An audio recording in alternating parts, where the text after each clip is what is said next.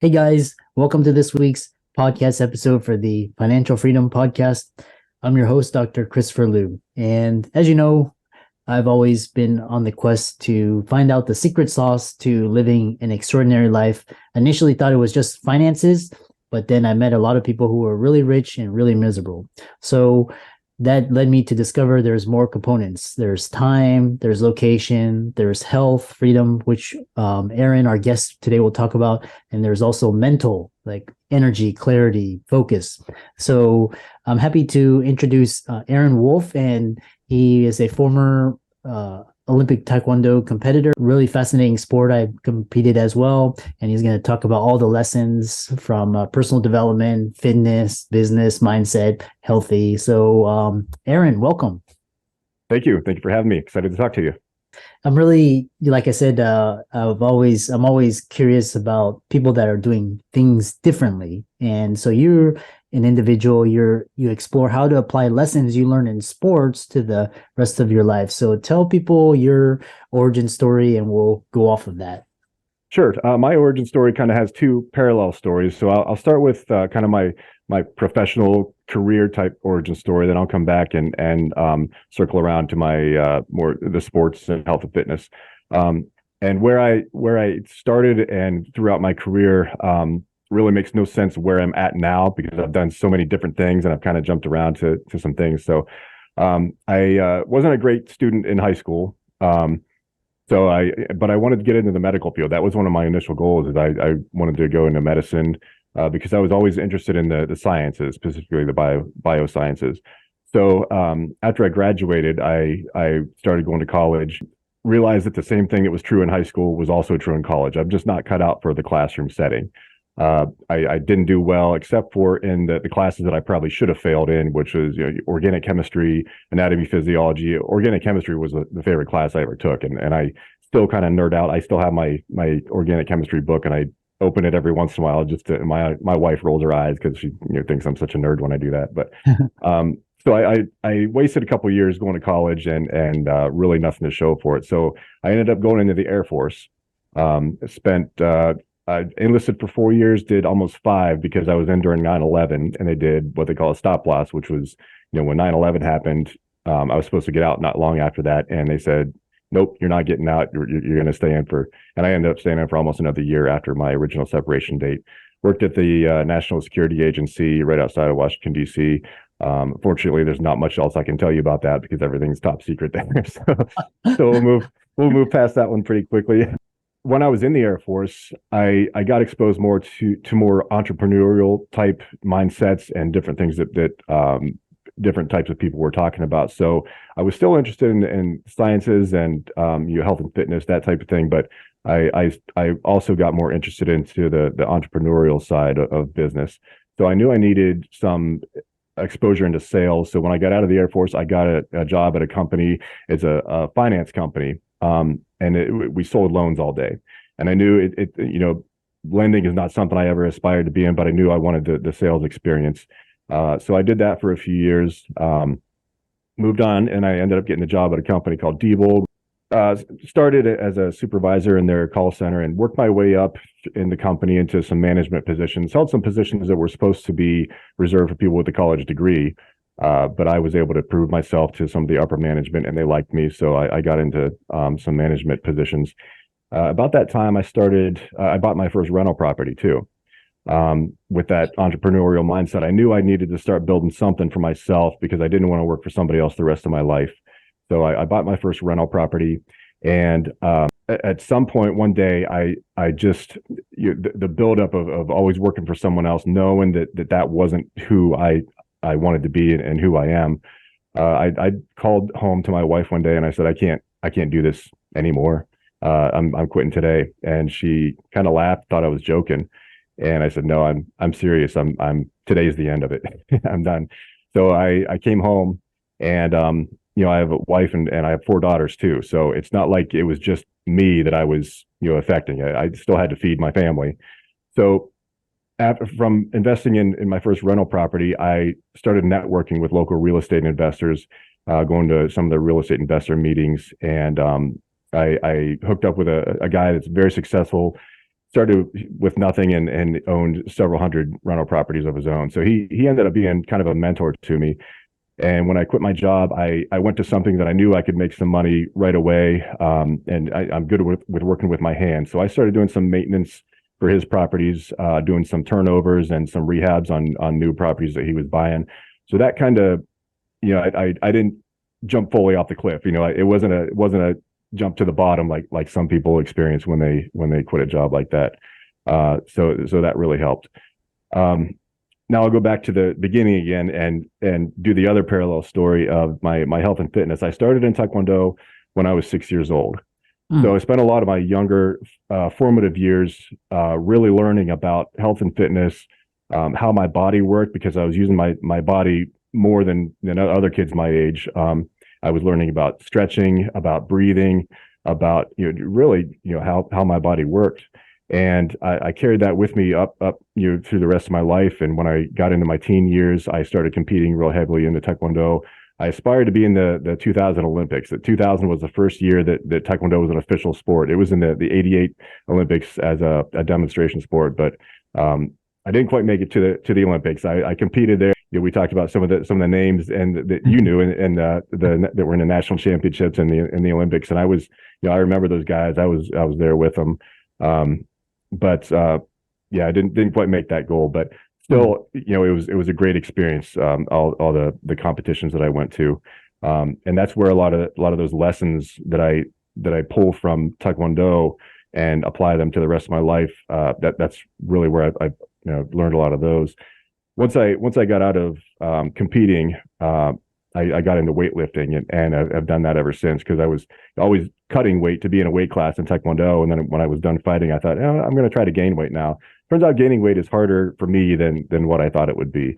I'm one of those lean guys. So, and again, I'm fascinated with how the body works, how different things affect, growth and development, and even the wider benefits of working out, no matter what you do, lifting weights or cardio, and how that affects the rest of the body, from development to the immune system to bone structure to your central nervous system, how all that plays together and all those benefits. So, like I said, I nerd out on some of the science, and I know a lot of your audience is physicians, so I'm not on that level by any means, but I really like to dig into some of those things and figure out how it works down to the molecular level.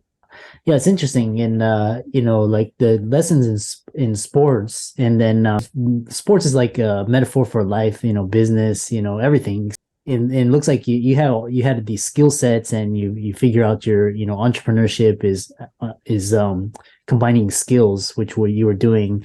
And how do these skills benefit your other areas of your life? Yeah, I have a couple examples, and actually I have an entire outline for a book written. I want to put it together in a book someday, but a couple examples. And actually, let me go back a little bit to where I'm at now. I was able to merge my passion for health and fitness and entrepreneurship into a business that I started a few years ago, and it was actually in 2020. I started a clothing company that makes dress shirts for men, specifically fit for men with a athletic or muscular build. So that it's kind of a niche that I got into, and I'm one of those guys. It's hard to find something when your shoulders are a lot bigger than your waist. They just they don't make shirts for that type of body, because there's not many guys out there like that. So that's how I was able to merge those two passions. So some of the examples that I give in the lessons that I learned in sports kind of refer to my business and some of the things that have happened along the way in starting my business. So one of the kind of easy lessons that you can see, easy to draw the comparison, is working through adversity. In Taekwondo, when you're in a match and you get hit in the face, that's immediate adversity, and the effects are felt right away. Your eyes can get watery, you can get dizzy, you see stars, hear bells, but you don't go in a Taekwondo match to lose. You're still there to win the match. So if you get kicked in the face, that's not a good feeling at all. But you still, no matter what you're feeling, you still have to keep pushing through that pain, that discomfort, that disorientation, and figure out a way to win the match. And so I draw from that lesson into business, there's the metaphorical kick in the face all the time when you're in business, and you don't go into business to fail. So no matter what happens, I mentioned that I launched my business in 2020. Well, specifically in March of 2020. And if you remember what happened in 2020, pretty much the week that I launched my business, the world started shutting down for the, there was a lot of kicks to the face that I took in my business, and I was able to remember, okay, this is not comfortable. This is not something I expected, but I also didn't expect, in this match that when I got kicked in the face, and I was able to pivot and learn from that right away and figure out how to move forward and win the fight. Another one that can be controversial, makes some people uncomfortable, is everything is your fault. It's ownership. That some other influencers talk about this too. I think Jocko Willink talks about this sometime. Extreme ownership. I think that's the one who wrote this. But yeah, everything that happens to you is your fault. And when I tell people that, especially at the gym, if somebody's not as strong as they need to be, or if somebody's overweight, if it's not your fault, then that means you can't change it. If something is not caused by you, or if it's caused by something else, then you're not really, you don't really have the power to change that. But if you're able to find a way that you've caused that's your fault, when I tell somebody that, they can get offended, but I'm really saying that to empower them, because if that's your fault, that's great, because you have the power to change that. So in Taekwondo, again, when you're on the mat, it's just you and the other guy. So everything that happens is your fault. If you miss a kick, or if you see an opportunity and you didn't take it, that's your fault. That's completely up to you. And even when you're training, there's other people involved, but you put yourself in that position to be with those people. And if they're not the right people to be training with, you have to find the right people and find the right training methods. And it's all up to you. And some people do some mental gymnastics to figure out how things aren't their fault, because it's uncomfortable to admit something is your fault. But if you look at it as if it's your fault, then you have the power to change it. That now you're empowered, and now you can do something about it if it is your fault. One other one, real quick, is spotting opportunities. Again, on the Taekwondo mat, opportunities come and go real quickly. If somebody moves their foot a certain way and they open themselves up, if you see that, you have to have your eyes trained and your body trained to take advantage of that opportunity right away. And if you haven't prepared yourself to be quick enough, or to recognize that opportunity and capitalize on it quickly, you're going to miss it, and it's probably not going to happen again. Same in business. Opportunities come, and some of them go real quickly, and you have to be ready for them and see the opportunity and be able to jump on it and capitalize on it. So those are the types of things that I see now that I'm older, and I look back on my Taekwondo days, and there's the same lessons learned in the weight room that I see now. And really, you don't have to have been in Taekwondo, any sport really, baseball, football, gymnastics, all those lessons are still there. It's just you have to really analyze where the lessons are and learn to draw from them and apply them to other areas of your life. I love that, especially that extreme ownership. And it's interesting because I did a month-long challenge where I did everything, everything that happened to me, like good and bad, was like my fault. And it's amazing, like if you step up and you take responsibility for the bad things that happen to you, then you start to really own your life, and you have more control. Which brings us to this idea of mindset, because really mindset in sports is great for developing mindset. And do you feel that people that don't participate in sports, are they disadvantaged in business and entrepreneurship, or definitely physical fitness? But what are your thoughts? Not necessarily disadvantaged. I think it is a good thing to have in your background. It'll set you up better for success. Another analogy is if you're in the weight room and you learn how to push yourself to true muscle failure, which people hear that and they don't. Most people don't really understand, especially beginners, what true muscle failure is and what it feels like. When you're a beginner, you don't.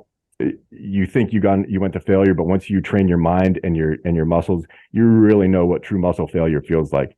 So if you've never experienced that, if you've never pushed yourself to that type of discomfort, then in business, are you really pushing yourself to not necessarily failure there, but to your fullest potential? And that can be, that can require a lot of discomfort and some pain and some scary times. And if you've put yourself through that in the weight room or in Taekwondo, whatever it might be, then what your limits are, and you have the determination and the grit to go through that in other areas. So I definitely think it's an advantage.